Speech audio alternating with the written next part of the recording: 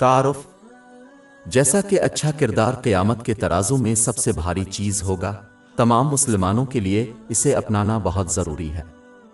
इसकी तस्दीक जामे तिर्मिज़ी नंबर 2003 में मौजूद एक हदीस से हुई है। दरहकीकत हुजूर नबी अकरम सल्लल्लाहु अलैहि वसल्लम ने एक बार इस बात की तस्दीक की कि आपको अल्लाह ताला ने अच्छे अखलाक की तकमील के लिए भेजा। इसकी तस्दीक इमाम बुखारी रहमतुल्लाह अलैहि की किताब अदब अल-मुफ़रद नंबर 273 में मौजूद एक हदीस से होती है। हालांकि हुजूर नबी अकरम सल्लल्लाहु अलैहि वसल्लम को उनगिनत फ़ज़ाइल व फ़ज़लात से नवाजा गया था जिसको अल्लाह ताला ने अता फरमाया। बरा रास्त तकमील उनके अजीम किरदार था। बाब 68 अल-क़लम आयत 4। और बेशक अब बड़े अखलाक के मालिक है।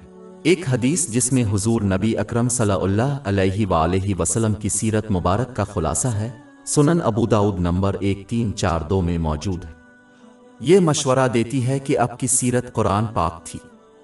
इसका मतलब है कि हुजूर नबी अकरम सल्लल्लाहु अलैहि वसल्लम ने कुरान पाक में बयान की गई तमाम अच्छी खुसूसियात को अपनाया और इसमें मज़कूर तमाम बुराइयों से इज्तिनाब किया।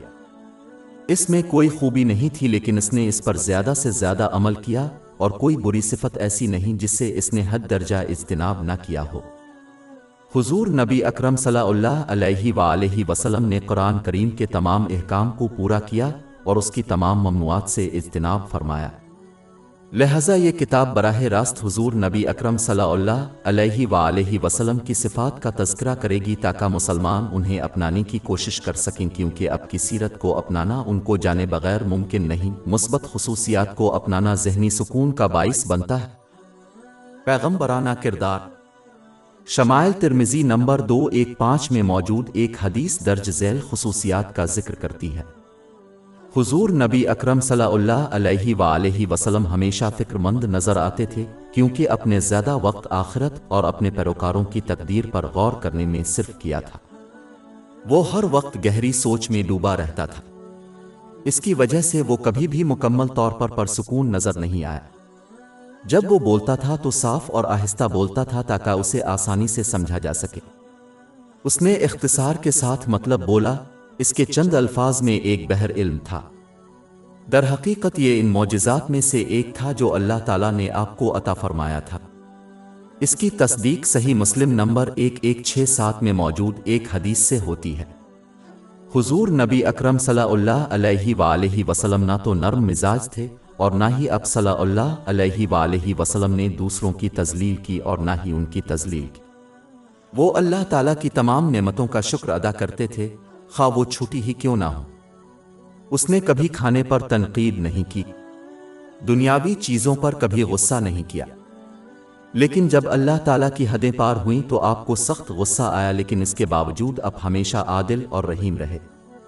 हुजूर अकरम सल्लल्लाहु अलैहि वसल्लम की हंसी मुस्कुराहट थी।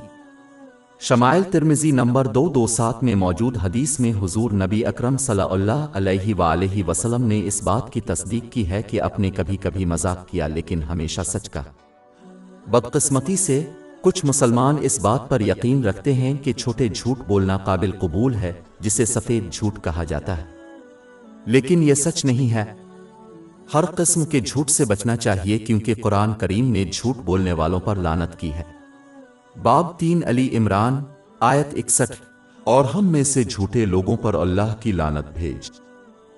दर हकीकत जामे तिर्मिज़ी नंबर 2315 में मौजूद एक हदीस में हुजूर नबी अकरम सल्लल्लाहु अलैहि वसल्लम ने मजाक करते हुए झूठ बोलने वाले पर 3 लनतें फरमाई है।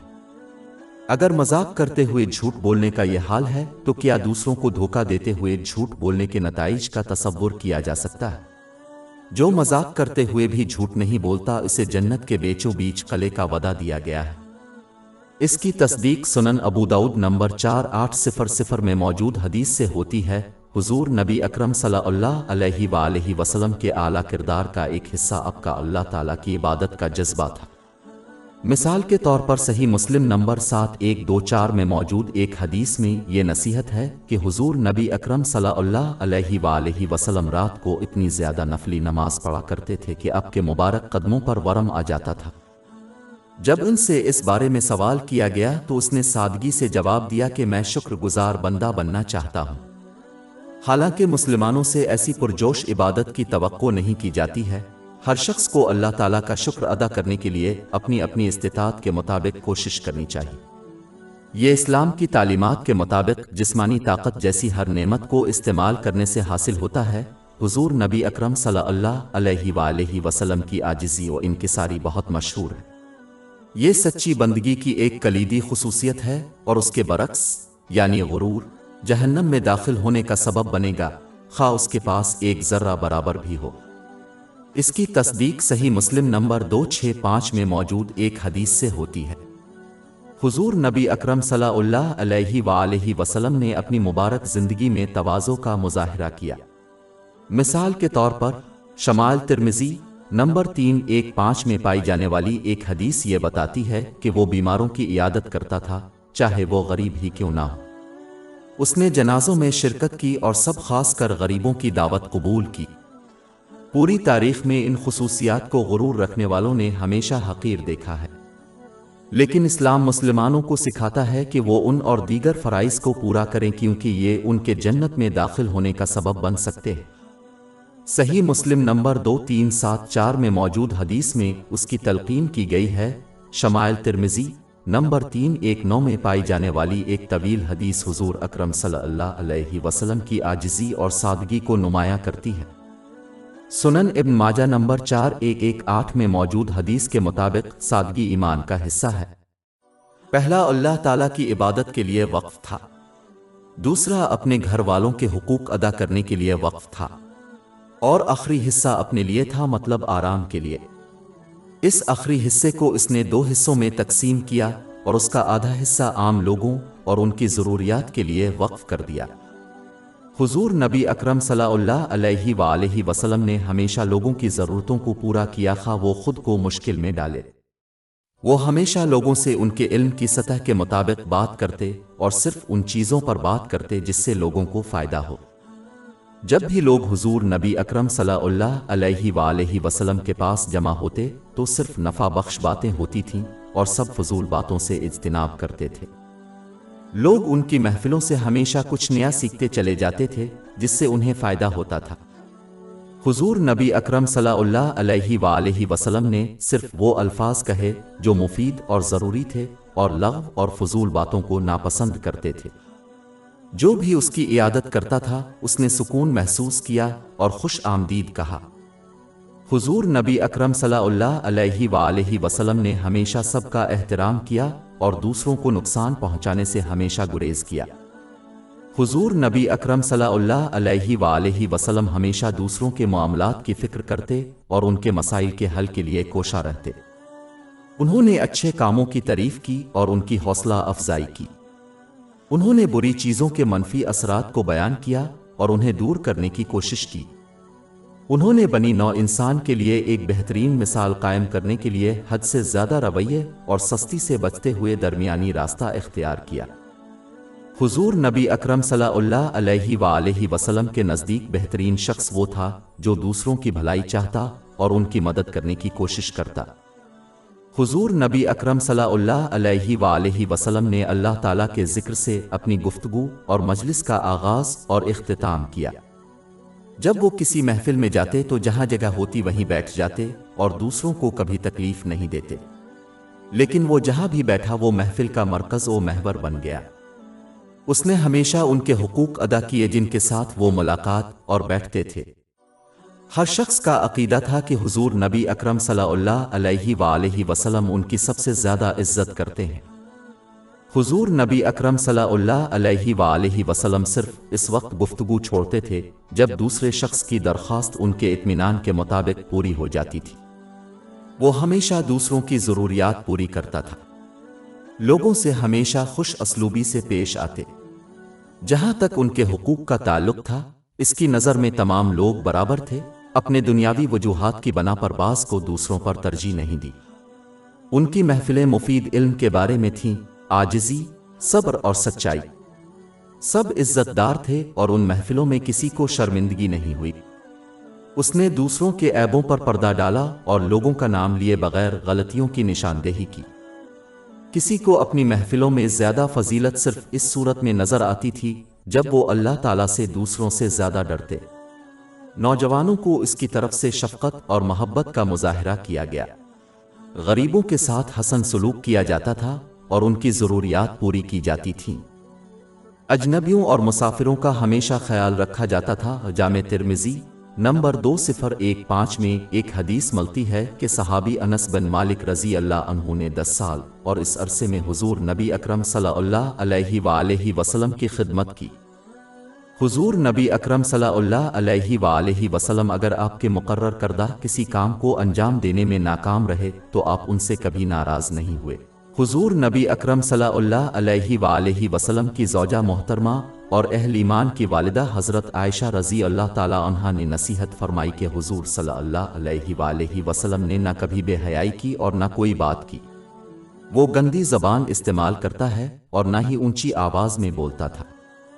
جب بھی وہ دوسروں سے ناراض ہوتا تو اس نے بدلہ نہیں لیا بلکہ معاف کر دیا اور نظر انداز کر دیا۔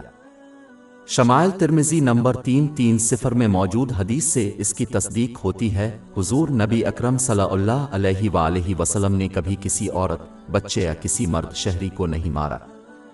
اس نے صرف ایک بار اللہ کی خاطر لڑا، مرد سپاہیوں کے خلاف اپنے دفاع میں۔ صحیح مسلم نمبر 6050 میں موجود حدیث میں اس کی تلقین کی گئی ہے۔ شمائل ترمذی میں موجود ایک طویل حدیث نمبر 334 میں حضور نبی اکرم صلی اللہ علیہ وآلہ وسلم کی بعض مبارک خصوصیات پر بحث کی گئی ہے۔ وہ لوگوں کے ساتھ ہمیشہ خوش اخلاق اور نرم مزاج تھے۔ وہ اکثر مسکراتا رہتا تھا۔ وہ بہت نرم طبیعت کے تھے۔ اس نے کبھی دوسروں سے سخت بات نہیں کی اور نہ ہی وہ سخت دل کے مالک تھے۔ اس نے کبھی بھی نازیبا الفاظ یا توہین آمیز الفاظ نہیں کہے۔ اس نے کبھی دوسروں کے عیب نہیں ڈھونڈے۔ اس نے کبھی چیزوں پر تنقید نہیں کی اور نہ ہی چیزوں کی تعریف کی۔ وہ کم ہی مذاق کرتا تھا لیکن حد سے تجاوز نہیں کرتا تھا۔ وہ کنجوس نہیں تھا۔ اگر وہ کسی کی خواہش سے متفق نہیں تھا تو اس نے انہیں بہتر انتخاب کی وضاحت کرتے ہوئے کبھی مایوس نہیں کیا۔ وہ 3 چیزوں سے بالکل دور رہا: دوسروں سے جھگڑنے سے، غرور اور فضول باتوں سے۔ اس نے دوسروں کی بے عزتی یا توہین نہیں کی اور نہ ہی دوسروں کے عیب تلاش کیے اور صرف فائدہ مند چیزوں کی بات کی۔ حضور نبی اکرم صلی اللہ علیہ وآلہ وسلم دوسروں کی بدسلوکی اور سختی پر ہمیشہ صبر کرتے رہے۔ جب وہ بول رہے تھے تو وہ لوگوں کو نہیں روکتا تھا۔ شمائل ترمذی کی ایک حدیث نمبر 335 میں حضور نبی اکرم صلی اللہ علیہ وآلہ وسلم کی انتہائی فیاضی کا ذکر ہے۔ جب بھی کسی نے حضور نبی اکرم صلی اللہ علیہ وآلہ وسلم سے کوئی مفید چیز مانگی تو آپ صلی اللہ علیہ وآلہ وسلم نے کبھی انکار نہیں کیا۔ وہ اس قدر سخی تھے کہ جیسا کہ شمائل ترمذی نمبر 337 میں موجود حدیث میں مذکور ہے کہ انہوں نے کبھی بھی اگلے دن کے لیے اپنے لیے کوئی سامان ذخیرہ نہیں کیا، جیسا کہ وہ ہمیشہ صدقہ کرتے تھے۔ اس کی سخاوت اس حد تک پہنچ گئی کہ جب اس کے پاس دوسروں کو دینے کے لیے کچھ نہ ہوتا تو وہ مانگنے والے کو مشورہ دیتے کہ وہ مقامی بازار سے کچھ لے لے اور سوداگر کو بتاتا کہ اس چیز کی قیمت حضرت محمد صلی اللہ علیہ وسلم اس کے بعد ادا کریں گے۔ شمائل ترمذی نمبر 338 میں موجود حدیث سے اس کی تصدیق ہوتی ہے کہ حضور نبی اکرم صلی اللہ علیہ وآلہ وسلم نے ہمیشہ دوسروں کے احسانات اور تحائف کا بدلہ دیا۔ شمائل ترمذی نمبر 339 میں موجود ایک حدیث کا ذکر ہے کہ ایک دفعہ حضور نبی اکرم صلی اللہ علیہ وآلہ وسلم کو پھلوں کی ٹرے بطور تحفہ دی گئی۔ جواب میں حضور نبی اکرم صلی اللہ علیہ وآلہ وسلم نے اس شخص کو مٹھی بھر زیورات عطا فرمائے۔ جامع ترمذی نمبر 2472 میں موجود ایک حدیث میں حضور نبی اکرم صلی اللہ علیہ وآلہ وسلم نے ایک مرتبہ اعلان فرمایا کہ اللہ تعالیٰ کے لیے اس سے زیادہ دہشت زدہ کوئی نہیں ہوا۔ اسے ایسی مشکلات کا سامنا کرنا پڑا کہ 30 دن تک صرف چند لقمے کھانے کو مل سکے۔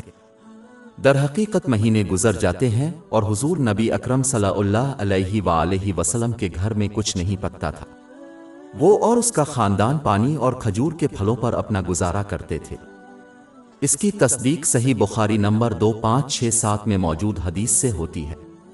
اس کا مطلب یہ نہیں کہ کھانا نہ کھایا جائے، لیکن مسلمانوں کو سب سے پہلے اس کی قدر کرنی چاہیے جو ان کے پاس ہے۔ دوسرے یہ کہ وہ اسراف، فضول خرچی اور اسراف سے بچ کر اسلام کی حدود میں مادی دنیا سے لطف اندوز ہوں۔